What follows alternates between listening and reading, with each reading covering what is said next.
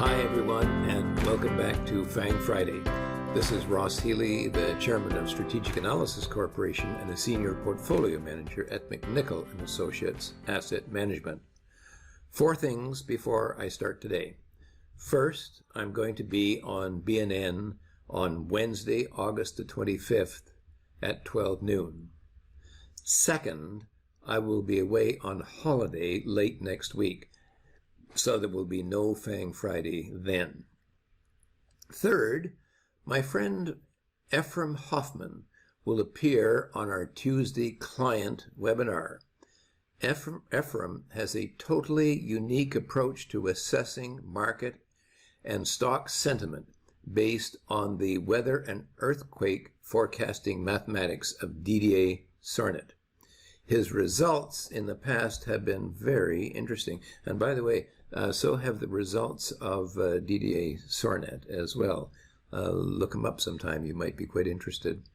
Now, if you're not a client yet, but want to tune in on our Tuesday client webinars, send us an email at info@strategicanalysis.ca, and we will see if you are the right fit for our service. Finally, I have been reminding everyone that this is the reporting season and that you should be alert as to the impact that the new FANG balance sheets will have on their valuations and their outlook.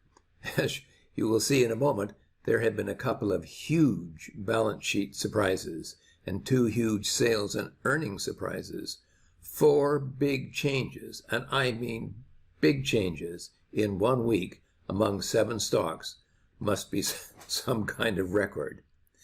But before we take a close look at the FANGs, as always, I do like to say thanks again to everyone who likes this video and all our subscribers.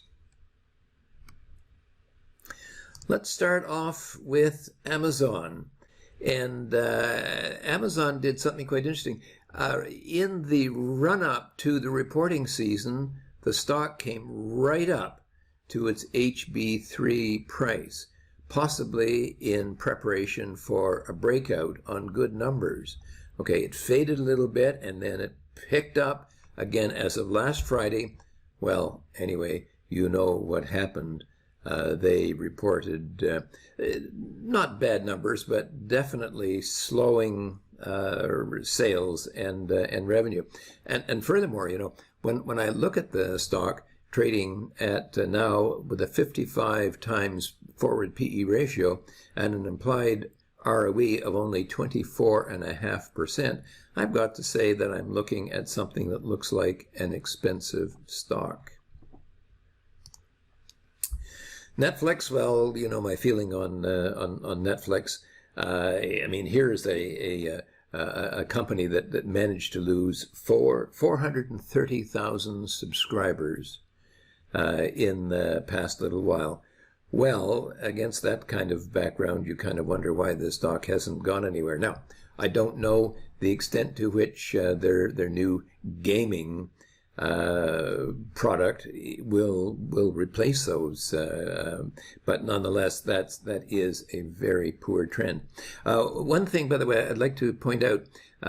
First of all, there has been a new balance sheet in there, and secondly, okay, last week, if you were tuning in and looked at where Netflix was, it had peaked at its HB3. Well, now you can see that it actually looks as if it has peaked well above that. Well, that's on account of the fact that the slow quarter was not anticipated by the market, and what's happened is actually kind of pulled down the book value per share, and hence the valuation of the company. Alphabet, well, Alphabet just continues to cheerfully move on upwards. And by the way, if I take a look at the fair market value earnings line, you can see that there's actually been an acceleration there, which explains why that the stock has been able to almost reach its bubble price, which it has not been at for the entire past 10 years. Whether it can break out from here or not, I don't know. I don't think it has the growth oomph to do so, but we'll watch when it gets there. Now, Facebook, some very interesting changes taking place here. Last week, if you tuned in, you would have seen that there, can you see that dotted line? There was the bubble price, okay, about 15% higher than the stock valuation actually had managed to reach, okay, twice before setting back. However, it turns out that Facebook has had a record share buyback. And as a result of that, it has pulled down the bubble price, so it now looks, in retrospect, as if we have actually got a perfect hit at the bubble price. We haven't. However, I do expect that the stock will move back up to its bubble price. And note, of course, when we take a look at the longer-term picture of Facebook, we see that its bubble price has been its peak in the 2 previous times that the stock has risen this high. So, do I expect any more than that? No, I don't. And the part of the reason is that the ROE would not necessarily support that. But we'll see when it gets to the bubble price what happens. Microsoft, not much we can say about Microsoft. It just continues to soldier on, doesn't it? Nvidia has been a little bit surprising. The stock, of course, broke out rather unexpectedly, because I had been hoping for a pullback all the way to the HB3, but it didn't. Turned around, had a nice run, and then kind of dropped right back down again to its HB4, which is 20 times its book value. A couple of weeks ago, I think, when it got down there, I said, well, look, here it is down here. If you want to buy it for a potential bounce, go ahead. I'm not going to, because when I look at most of the rest of the stocks in the semiconductor industry, they don't look like they want to go higher. Well, if you had bought the stock, good for you, because the stock has subsequently rallied some 14%. Finally, Apple. And take a look at Apple this week. Okay, last week, that level right there, okay, was actually the HB5 price. And this week, it's almost at its HB6. So, what has happened? Well, there has been a massive share buyback here. And one might say, well, so what? Well, here's so what. Okay? When companies have a massive share buyback, of course, their average earnings per share will grow at a faster rate, but so will the return on equity. And that is this dotted line here, and you can see that moving up very sharply. Well, what's that got to do with anything? Well, it turns out that if the ROE goes up strongly, so does the valuation. And indeed, Apple has now reached a new valuation high in terms of price to book.